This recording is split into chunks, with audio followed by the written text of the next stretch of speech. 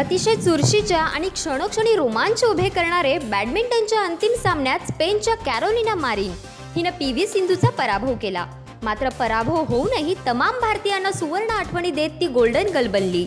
बॅडमिंटनच्या अंतिम फेरीत पराभूत होऊनही सिंधूने खेळाचा मान राखत विजेत्या कॅरोलिनाची खाली पडलेली रॅकेट उचलून योग्य ठिकाणी ठेवली। कर्नाटकमधील रायपूरमध्ये डॉक्टरांनी एका 4 वर्षाच्या मुलाच्या पोटातून लक्ष्मी देवीची मूर्ती बाहेर काढली असल्याची अजब घटना घडली आहे। मात्र त्यात कोणताही चमत्कार नसून या चिमुरड्याने ही मूर्ती गिळली होती। डॉक्टरांनी अथक प्रयत्न करून ही मूर्ती बाहेर काढली आहे। पंतप्रधान नरेंद्र मोदींच्या तब्बल 4,31,31,311 रुपयांना विकल्या गेलेल्या सूटाची गिनीज बुकात नोंद झाली आहे।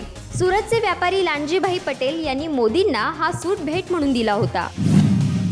सावित्री नदीवरील पूल दुर्घटनेप्रमाणे एखादा धोकादायक पूल कोसळून पुन्हा अशी दुर्घटना घडू नये म्हणून रत्नागिरीतील तरुणानं ब्रिज अलर्ट ही यंत्रणा तयार केली आहे। या यंत्रणेचा धोकादायक पुलावर वापर केला तर दुर्घटना घडल्यानंतर तत्काळ दोन्ही बाजूचे फाटक खाली येतील व यातील रेड सिग्नल वाहन चालकांना धोक्याचा इशारा मिळवून देईल। महाराष्ट्र नवनिर्माण सेनेने पुन्हा मराठीचा राग आवळलाय।